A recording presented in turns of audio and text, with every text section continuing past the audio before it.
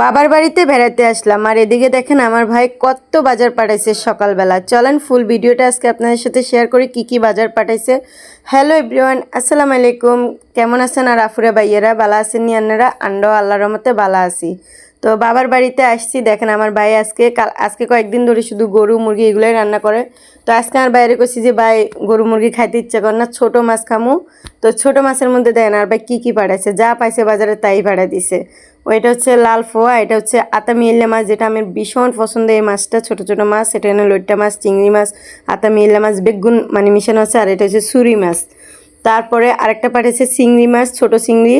আর এখানে একটা ব্রয়লার মুরগি পাঠাইছে, মানে এত বাজার পাঠাইছে বলার বাইরে। আসলে যার ভাই নেই না, অনেকে বলে না যে ভাইয়ের মতো ভাই 100টা থাকা লাগে না, একটা থাকলে যথেষ্ট। সত্যি আলহামদুলিল্লাহ আমার ভাইটা আল্লাহর রহমতে অনেক ভালো, যা খেতে ইচ্ছে করে তাই খাওয়ায়।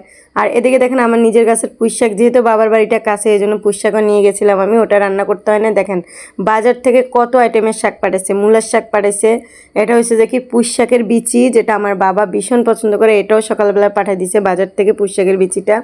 তো এটা আসলে বাবা অনেক বেশি পছন্দ করে পুঁই শাকের বিচি। তো আমার গাছ থেকে যেগুলো নিয়ে গেছে ওগুলো রান্না করা হয়নি, শুধু বিচিটাই আজকে রান্না করছে।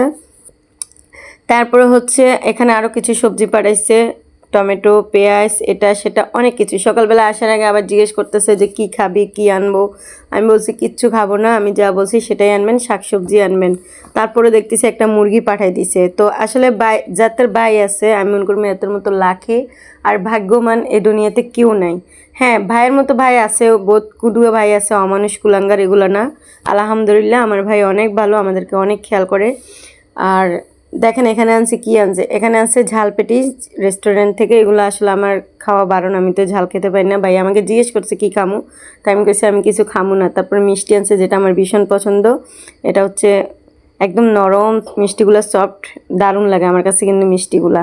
আমি মিষ্টিগুলো দেখে খুশি হয়েছি, কিন্তু খাওয়া যাচ্ছে না, কারণ মিষ্টিটা আমার এখন আপাতত বন্ধ করে দিছি, যেহেতু আমার রোগটা সমস্যাটা করতেছে মিষ্টি খাওয়ার ফলে আর বেশি বাড়ি গেছে।